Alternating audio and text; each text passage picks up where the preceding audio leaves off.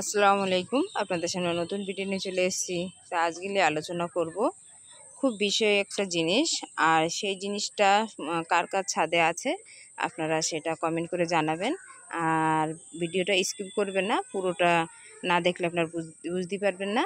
আর কী নিয়ে আলোচনা করব সেটাও আপনাদেরকে দেখাচ্ছি। আর এখনও ছাদ বাগানে কি কি কেটে আমি ছাদ বাগান পরিষ্কার করেছি, পুরো বাগান হয়ে গেছে। পুরো সবজির থেকে শসা থেকে সমস্ত ছাদ বাগানে এত গাছগাছালি ভর্তি হয়ে গেছে। আমি একদম এখন সব পরিষ্কার করতে এসেছি আর আলোচনা করতে চাইছি আঙ্গুর গাছ নিয়ে। আঙ্গুর গাছের পরিচর্যা কিভাবে করবেন আর কিভাবে সার দিতে হবে, কি কি দিতে হবে তাই নিয়ে আলোচনা করব। তা এই সাইড দিয়েও দেখেন, পুরো মনে হচ্ছে আমি একটা বাগানের ভিতরে দাঁড়িয়ে আছি। পুরো বাগান, ছাদ বাগানটা পুরো বাগান হয়ে গিয়েছে। মনে হচ্ছে একটা ঝোপের ভিতরে আমি বসে আছি। কীরকম একটা ভালোও লাগছে, এদিক বিরক্তও লাগছে, প্রচুর গাছ হয়ে গেছে।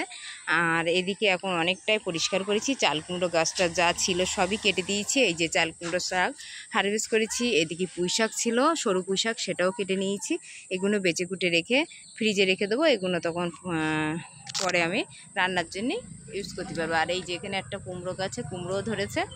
আর এই সবেদা গাছগুলো গাছের ভিতরে দিলে প্রচুর ক্ষতি করে। এই যে আমার সবেদা গাছটা এত সুন্দর ফুল ফুটেছে, ফুলে ভর্তি হয়ে গেছে। তার সঙ্গে গাছটা এতটা চাল কুমড়ো গাছ ঘিরে ধরেছে। সমস্ত টপে যা যা ছিল আর মরিচ গাছ যেগুলো কুকড়ে গিয়েছে সেগুলো প্রত্যেকগুলো সব তুলে ফেলে দিয়েছি। নাই, অন্য যে মরিচ গাছ ভালো আছে যেগুলোই দেখেন, এই একটা কুলঝাল হচ্ছে, তখন সমস্ত কুলঝালগুলো নষ্ট হয়ে যাবে। যখনই দেখবেন মরিচ গাছের ভিতরে যেটা কুকড়ে আছে সেটা তুলে আপনারা ফেলে দেবেন। আর এদিকে ভেন্ডিও দেখেন। তা কিছু কিছু গাছ আবার শীতের জন্যে সমস্ত ছাদ বাগানে যেগুলো লাগবে না পরিষ্কার করে নতুন করে আবার বীজ রোপণ করতে হবে। তা যাই হোক, আজকে যা নিয়ে আলোচনা করতে এসছি, এই দেখেন এদিকে এই যে মাচানটা দেখছেন, এই মাচানটায় পরে ধাপে যখন শসা আর ঝিঙে টিঙেগুলো শেষ হয়ে যাবে, তারপরে এর উপরে আমি একটাই জিনিসই দেবো, আঙ্গুর গাছ। এই আঙ্গুর গাছে কে কে নার্সারিতে এনেছেন, নার্সারির থেকে আমি এটা এনেছি। আর নার্সারির থেকে বলছে এটা মিষ্টি ভালো। তা প্রথম যখন লাগিয়েছিলাম তখন মনে হচ্ছে মরে গিয়েছে, তারপর থেকে আবার নতুন শাখা বাড়িয়ে বার হয়ে সেখান থেকে এতটা আমি দড়ির উপরে দিয়ে পুরো তুলছি এই আঙ্গুর গাছটা। পুরো এইখান থেকে নিয়ে এই যে আর কুমড়ো গাছটা ছিল সেগুলো সব কেটে দিয়েছি। এইটা পুরো আমি মাচানে আঙ্গুর গাছটা দেবো। তো এই আঙ্গুর গাছে বেশি কিছু পরিচর্যা আপনাদেরকে করতে হয় না, খুব সহজ জিনিস। এতে আছে আমি এঁটেল মাটি দিয়েছি, আর দিয়েছি এতে সবজি পচা লিকুইড দেবেন, আর দেবেন হলো গোবর সার। আর এই আঙ্গুর গাছেতে কিছু কিছু এই দেখেন আঙ্গুর গাছেতে ছাঁটাই করে দিচ্ছে, অনেকটা ফরকি বার হচ্ছে। তার থেকে কিছু কিছু আপনার কাটিং করে দিতে হবে। নিচে থেকে দেখেন এখান থেকেও কেটে দিয়েছি, অনেকটা বড় ছিল। আর এখান থেকে অনেকটা আছে, একটাই ভালোভাবে তুলেছি। এর থেকে নতুন শাখা হলে তখন আপনার অনেকটা আঙ্গুর এতে ধরবে। নার্সারিতে যে কটা গাছ এনেছি আমি এইখানে আরেকটা দেখেন আঙ্গুর গাছের আমি কেটে দিয়েছি। তাই এটা এমনি পুঁতে দিয়েছি, এতে শেকড় আছে, দেখি হয় কি, এইভাবে দিয়েছি। আর আঙ্গুর গাছে হলো সমস্ত জিনিসই হলো যে কাটিং করে দিতে হয়, যে যেগুলো বেশি শাখা হয় এর থেকে কেটে দিলে তখন ভালো আপনার উপর থেকে গিয়ে পুরো মাচানে উঠবে, মাচানেতে পুরো ঝাড় হবে। আর এতে আপনি কিছুই বলতে শুধু গোবর সার দেবেন। আর নার্সারিতে আনা হয়েছে, আর এনে তখন নার্সারির থেকে বলল যে আপনার এইটা আঙ্গুরটা মিষ্টি হবে। তো যখনই যাচাই করে নেবেন। আঙ্গুর গাছ আমি নার্সারিতে যে কটা ফল গাছ এনেছি আমার একটাও মিস হয়নি, সব কটাই ফল ধরেছে। ইয়ে থেকে ডালিম থেকে শুরু করে মালটা লেবু, সমস্ত সবেদা গাছ, সমস্ত সব গাছেই আমার ইনশাল্লাহ সব গাছেই ফল ধরেছে। শুধু এখনও মিস করেছি যে আঙ্গুর গাছে এখনও আমার ফল আসেনি, সবে এখন বেড়ে উঠছে। বেড়ে উঠে আমি মাচানে দেবো। মাচান দিয়ে পুরো দেখি আঙ্গুর গাছটা যদি মিষ্টি হয় তাহলে আঙ্গুর গাছটা কাটিং করে রেখে দেবো, যেন পরের বছরে বসাতে পারবো। আর আঙ্গুর গাছটা ভালোভাবে যত্ন করে দিয়ে মাচানে দেবো। এই মাচানে এইগুলো ফুল ফল যেগুলো আছে, ঝিঙে শসা শেষ হয়ে গেলে তারপরে মাচানে তুলে দেবো। আর কিছু কিছু গাছ আছে আমার, কুল আছে, কুল গাছ সমস্ত কুলও হয়েছে, আপনাদেরকে দেখিয়েছি। লেবু ধরেছে শুধু। আর একটা নার্সারিতে এনেছি এই আমড়া গাছটা, ছোট আমড়া, এটা এখনও ফুল আসেনি। এটা যখন আসবে আপনাদের এর টাইমটা চলে গিয়েছে। তো ইনশাল্লাহ এই বছরে না হোক সামনের বছর ইনশাল্লাহ হবে। আর একটা আছে ওদিকে আমলকি, আমলকি গাছটায় ফল আসেনি।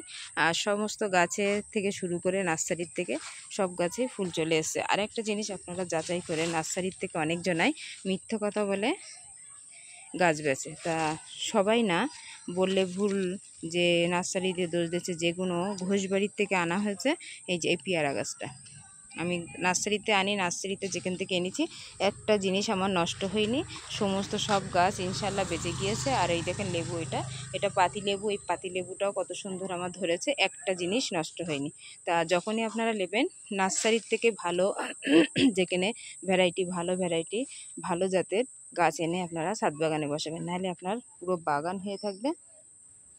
বাগান থেকে তখন আপনারা যে বাগান হবে তখন বাগানই হবে, আপনার ফল আসবে না। তো এইটা অনেক দূর থেকে আমার আনা, এইটা 6-7 ঘন্টা রাস্তা, সেখান থেকে এক দাদা এনে দিয়েছিল। তো দেখেন ছোট্ট একটা চারা এনে দিয়েছিল, তার থেকে কতটা ঝাড় হয়েছে। তো ইনশাল্লাহ এতটা ফুল ধরেছে, এর থেকে ধরে একটা লেবু ছিল, স্প্রে করে ঝরে গিয়েছে, তো অসুবিধে নেই। এই লেবু গাছটা যখন বড় হবে প্রচুর লেবু হবে। তা এইটা হলো আমার কলম বাঁধা, আমি নিজে বেঁধেছিলাম অন্য ভ্যারাইটি লেবু মালটা থেকে নিয়ে। আর সমস্ত গাছ দেখেন কত সুন্দর, সব নার্সারিতে না সময় ইনশাল্লাহ সব গাছে আমার ফল ধরেছে। আর এই যে পেয়ারাটা আছে, এইটা হলো বারাইপুরি বলে দিয়েছে। তো এটা বারাইপুরি দিইনি, এটা দিয়েছে আমার একটা লাল পেয়ারা জাত। তা এটাই হলো ঘোষবাড়িতে নিয়েছি, মিথ্যা কথা বলে দিয়েছে আমাকে। তা ইনশাল্লাহ গাছটা সুন্দর হয়েছে, হয়ে পেয়ারাটা লাল হয়েছে, আমার বারাইপুরি পেয়ারার জাত হয়নি। তা আপনারা যখনই আমার মতন ভুল করবেন না, যখনই নেবেন যেখানে খুশি গাছ নেওয়ার থেকে আপনারা যখনই নেবেন নার্সারির থেকে নেবেন। নার্সারিতে নিলে সেখানে গিয়ে বলা যাবে, আর রাস্তাঘাটে যেখানে গাছ থাকে নিলে তখন সেই সব গাছের কোনো গ্যারান্টি থাকে না। আর নার্সারিতে নিলে আমরা গিয়ে বলতে পারবো যে আপনি কীরকম গাছ দিয়েছেন দাদা, যে আপনার গাছে ফল আসছে না, কিছু আছে না, শুধু গাছই হয়ে যাচ্ছে। ওই জিনিস বলি আপনারা অবশ্যই যখন নেবেন নার্সারিতে নেবেন। আমি যে কটা নিয়েছি, আর এখনও টেরাই করে যে আঙ্গুর গাছটা বললো নার্সারিতে যে ডাইরেক্ট মিষ্টি হবে, মিষ্টি হলে তখন আপনাদের সাথেও শেয়ার করব। আর এতে শুধু আপনি সবজি পচা লিকুইড ছাড়া আর হলো আপনি দেবেন গোবর সার, শুধু গোবর সার দিলে হয়ে যাবে। আর নর্মাল মাটি, ভার্মি কম্পোস্ট 3-4 রকম মিলিয়ে এর খাবার দিলেই, এতে আর কিছু দেওয়া লাগবে না, নিশ্চিন্তা। তাহলে আজকে যদি আপনাদের ভালো লাগে, অবশ্যই অবশ্যই আপনারা সবাই ইনশাল্লাহ ভালো থাকবেন, আমিও ভালো থাকব। আর আপনাদের এই ভিডিওটা দেখার জন্য অসংখ্য অসংখ্য ধন্যবাদ। আর দাদা দিদি যে যেখান থেকে দেখছেন অবশ্যই অবশ্যই এটা লাইক, শেয়ার, সাবস্ক্রাইব। ভালো থাকেন, সুস্থ থাকেন, আল্লাহ হাফেজ।